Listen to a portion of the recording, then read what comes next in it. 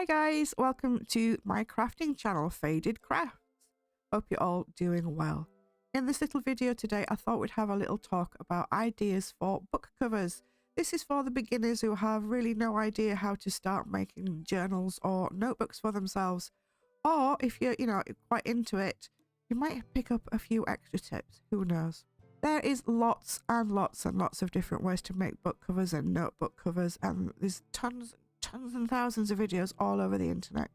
I started journaling and making notebooks this year in the summer, about 6 months ago, and I've looked at a lot of places to get inspiration. So in this video you will see some of the things I have learnt from others, and also things that I have learnt myself just by doing. And if you stick around to the end of the video, you will see how I've converted these simple cake boxes into notepad covers and little journal covers. I tend to get these donated. I eat them myself, obviously. I mean, come on, who can resist brown butter mince pies with cognac? And then I do like a job lot of covers all at once. And as I say, stick around to the end of the video and you'll see these all converted and how I did them. One of the easiest ways to make your book cover with a spine is, of course, to use a box. The classic size, I suppose, is a cereal box, and once it's all cut down, it will take shape and has a nice robust spine already made for you. With boxes, cereal boxes and cake boxes, the cardboard is folded round in that direction, so you're always going to get like a clean, crisp side and another side where it is like glued on. You see that? And that is where you start to dismantle your box. And then of course you would trim up the edges and make a nice clean cut. As you can see there, you've already got your spine made for you. They are a little bit stiff, but not too much, but you can of course reinforce them. And as if by magic, here is one I prepared earlier. This is the cereal box, and I've put an extra layer of card on this side and an extra layer of card on that side, and I have reinforced the spine with a few layers of washi tape. And also what I like to do on the inside is make a collage of bits of old book, napkins and bits of paper. I use a mixture of PVA glue and some water, watered down. And as you can see now, that flimsy here is quite mobile and flimsy. I'm hardly putting any pressure on that at all. It's now nice and stiff and I can't wiggle it, wobble it. You can also, if you want to, reinforce this spine further just to make sure that it's nice and stiff for you. But as you can see here, there's no movement in it at all. It's nice and stiff and makes a lovely book cover. And you can do as I do and make a job lot of these up at once, and or whatever design you're making.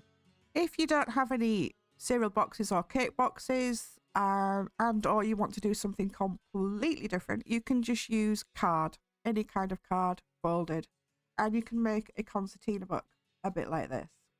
This one of course isn't finished. It's something I'll be continuing on with in the autumn because it's like an autumn style book. But as you can see here, it will open this way and have folds that way, and when you get to the end you can fold it back out this way. This is just made by using A4 card. The card is folded like here in half and then attached to other bits of card with washi tape hinges.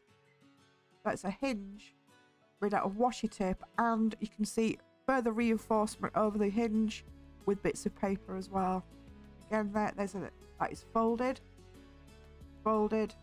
and the hinge is there, look, with the washi tape and the paper. I put the paper underneath, going over the joint, and then the washi tape on top. And of course I've done the collage on the inside as well with bits of paper and washi tape, all making it nice and stiff and reinforcing it. And that is another way or a different design you can for a book. And I think these are brilliant because you can pull them out and you can also use them as a book. And that's just another little idea for you.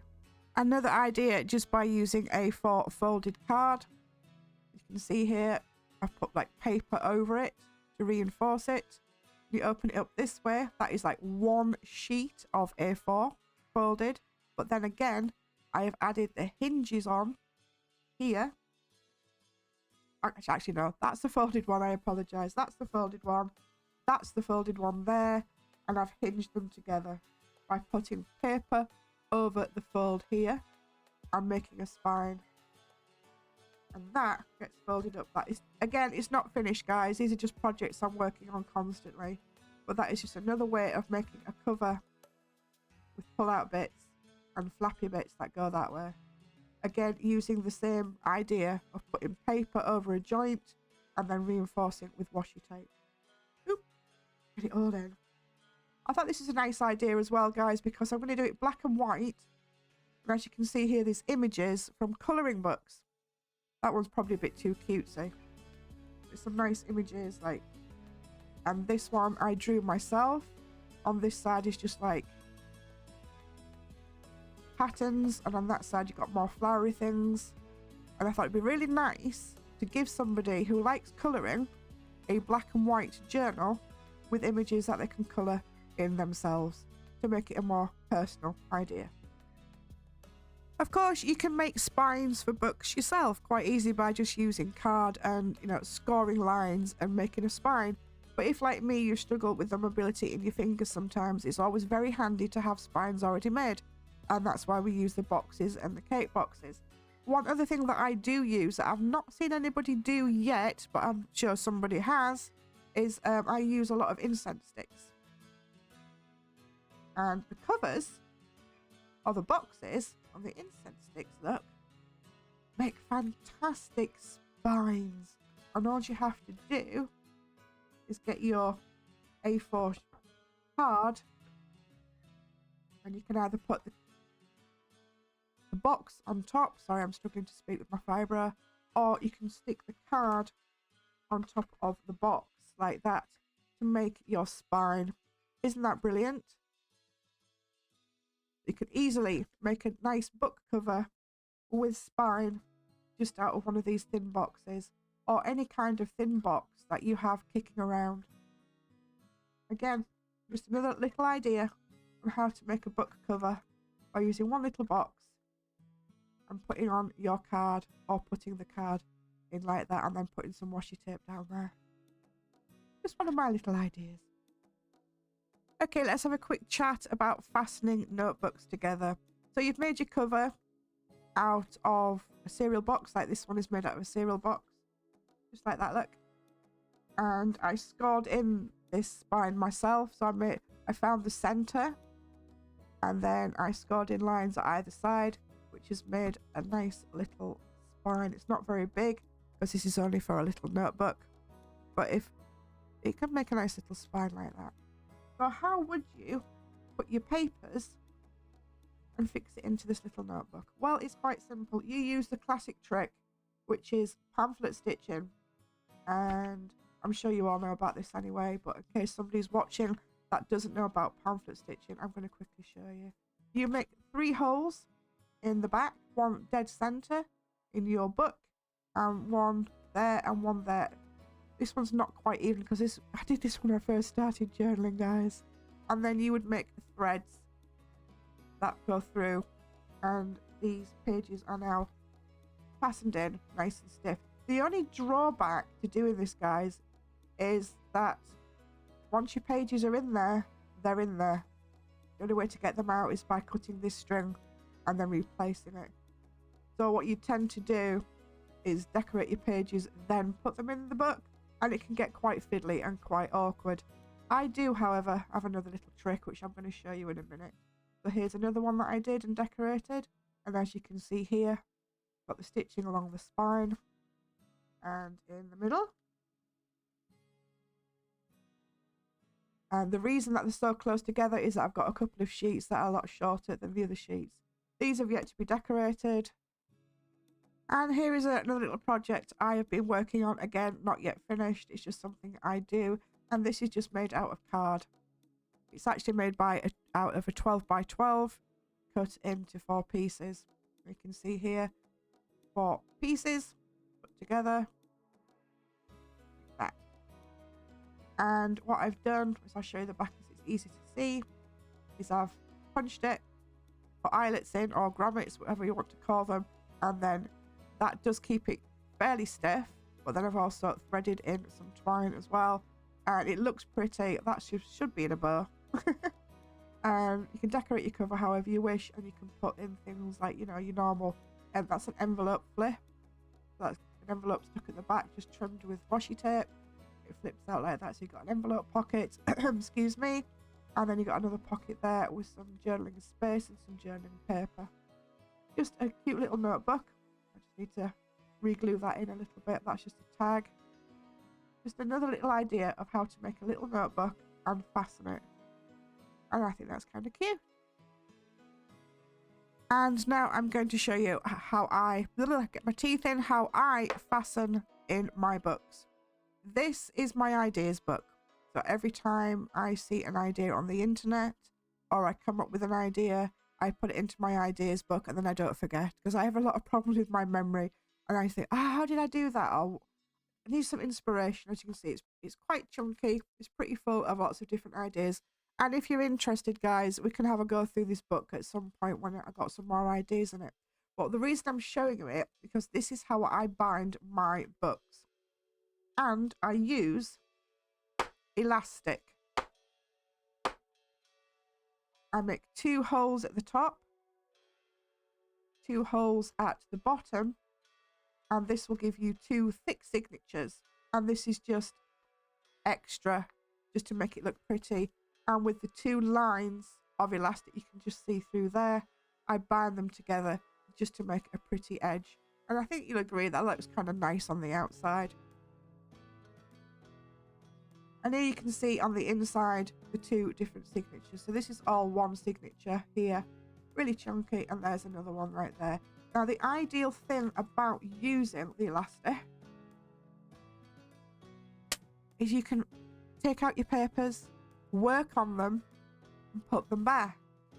Or if you completely mess up something, you can remove it completely. Because when you're working on a book like this, you can see it get really, really chunky. It's very, very hard to actually work on a surface. So you would take out your page and then replace it. And that is, look at this one. I just love this. You know what this is? It's a sugar bag. Look. Silver spoon sugar. It just goes flat and then it just pops up like that. Isn't that so cute? Anyway, I'm getting distracted. We're talking about elastic. And this is how I would do it. If you're interested, again, let me know in the comments and I will show you a tutorial on how to bind your book with elastic. But yeah, that is my ideas book. And elastic, guys, is the way to go when you are doing your books. And then you can work on your pages outside the book and then put them in. I think that's great. Okie dokies, now it's time for our cakey boxes. I've got my scissors, I've got my paper cutter, and I'm now going to dismantle all these and get them trimmed up.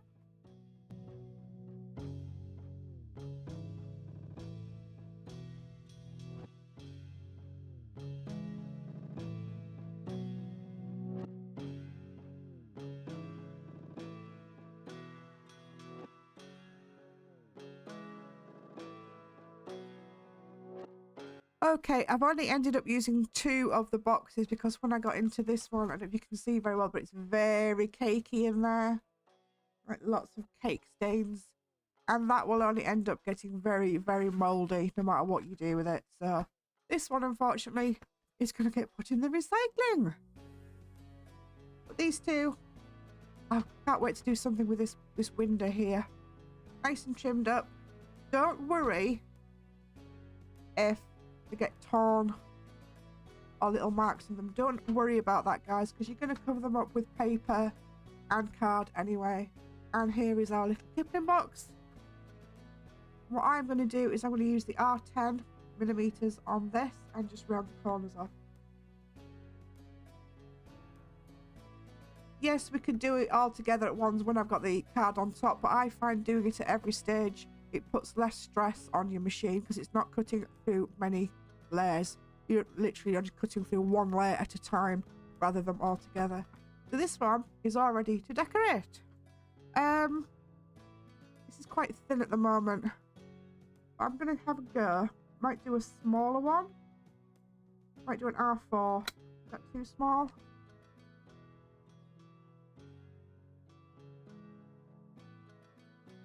Okay, so this is the box with the window, and as you can see, I've done the back, the outside spine, and I just put some washi tape here. This is the paper I used, but it has a beautiful back as well, which is all kind of spacey and planets. So what I want to do now is I want to put that on the underneath. But we do have this wonderful window, so what are we going to do with that? Well, I've got these feathers from an old cat toy that the boys broke. And I've also got some glittery bits. So what I'm going to do, I'm going to put the feathers and the glittery bits in between that, and then affix it back into place. And then we're going to just neaten it off again with a bit more washi tape.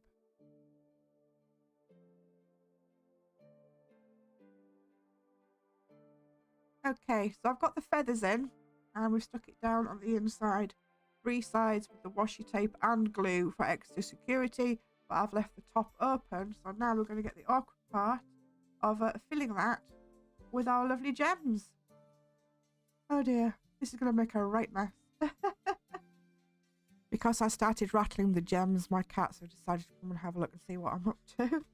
But I've got some in there. I'm just going to start shaking it about a bit and trying to get some of them down the bottom, and I might put a few more in, but I think for now that is looking kind of cool. And of course we just need to tidy it up a little bit with some like nice washi tape. I've got some here with some like blue and purple cherries on. I thought that could look quite nice. But yeah, I kind of like this idea with the window, and it's like crinkly, you can touch it, it's very tactile. I was going to get a few more in, and then we'll see where we are. Okay, so we've got the washi tape on, and I've got a little shine like the stars there with a curvy edge, and also a planet up here, because I thought, oh well, we've got stars, we've got planets, but I thought, oh, it just needs tarting up a little bit more, a little bit of zhuzh. So what I've done is I've cut out some holes with my I've got different sizes. I've only used the very small one and the medium one, and I thought that we could place a little bit just to cover up those parts there that we've missed out. Give it a bit of extra detail and a little bit more zhuzh. That's what I'm going to do now.